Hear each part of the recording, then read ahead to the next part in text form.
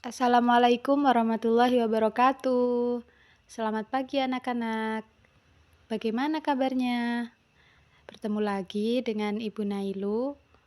Di sini kita akan melanjutkan pelajaran pendidikan agama Islam kelas 8.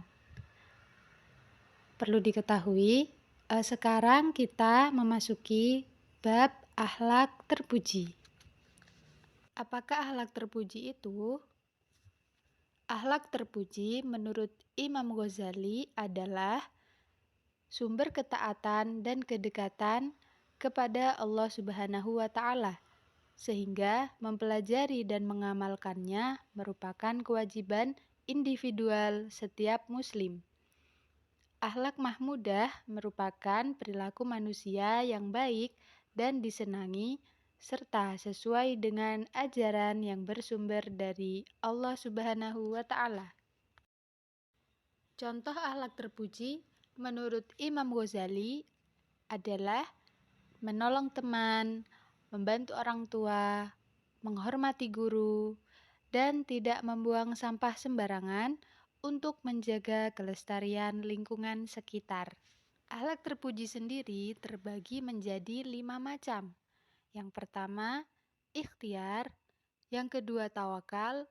Yang ketiga, syukur. Yang keempat, qanaah. Dan yang kelima adalah sabar. Kita akan mempelajari kelima macam bentuk akhlak terpuji ini. Mari kita pelajari. Yang pertama adalah ikhtiar. Apakah ikhtiar itu? Ikhtiar merupakan usaha yang dilakukan seseorang dengan segala kemampuan untuk mewujudkan hasil yang terbaik. Jadi, apabila manusia mengalami kegagalan, harus tetap bangkit dan berusaha untuk tidak putus asa mewujudkan keinginan yang ingin dicapai. Allah Subhanahu wa Ta'ala juga menjelaskan tentang pentingnya ikhtiar dalam Quran Surah Ar-Rod ayat 11.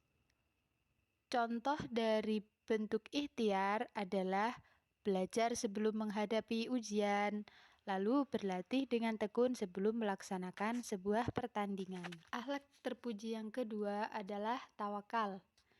Tawakal merupakan sikap pasrah dan berserah diri kepada Allah Subhanahu wa Ta'ala, seperti halnya tidak mempermasalahkan urusan rezeki, karena rezeki setiap individu sudah tertakar. Tawakal juga didefinisikan sebagai sebuah sikap yang menggambarkan sikap ikhtiar, sabar, kerja keras, serta berusaha bersungguh-sungguh dalam menjalankan rencana. Contoh dari bentuk tawakal adalah bersikap pasrah dan menerima apapun.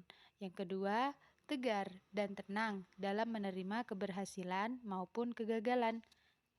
Dan yang ketiga, tidak selalu menggantungkan keberhasilan suatu usaha selain kepada Allah Subhanahu wa Ta'ala. Yang ketiga adalah syukur. Syukur merupakan bentuk pengakuan keridhaan atas nikmat Allah Subhanahu wa Ta'ala yang telah diberikan kepada umat manusia dengan penuh kerendahan hati yang dibuktikan dengan lisan dan tindakan yang selaras. Kemudian kita pergunakan nikmat tersebut dengan tanpa mengeluh. Bersyukur atas nikmat Allah akan menambah nikmat di dunia maupun di akhirat. Syukur sendiri dibagi menjadi 3. Yang pertama, syukur dengan lisan, mengakui segala kenikmatan yang sudah diberikan Allah Subhanahu wa Ta'ala. Yang kedua adalah syukur dengan badan, yaitu selalu bersikap sepakat untuk selalu beribadah kepada Allah. Dan yang terakhir, syukur dengan hati, yaitu dengan cara konsisten menjaga zikir akan keagungan dan kebesaran Allah Subhanahu wa Ta'ala. Yang keempat adalah qanaah. Qanaah merupakan sikap menerima apa adanya, sikap puas dengan apa yang dianugerahkan Allah kepada hambanya. Qanaah juga diartikan sebagai sikap tenang dalam menghadapi hilangnya sesuatu yang ada. Qanaah itu menerima dengan cukup, yang ada di dalamnya mengandung 5 perkara. Yang pertama, menerima dengan rela apa yang ada. Yang kedua, memohon tambahan yang sepantasnya kepada Allah disertai usaha. Yang ketiga, menerima dengan sabar sesuai ketentuan Allah. Yang keempat, bertawakal kepada Allah. Dan yang terakhir, tidak tertarik pada tipu daya dunia. Dan yang terakhir adalah sabar. Sabar merupakan sikap menahan diri untuk tidak mengeluh dan emosi. Sabar tidak identik dengan cobaan saja. Sikap sabar ini menahan diri untuk tidak bersikap berlebihan dalam keadaan susah maupun gampang.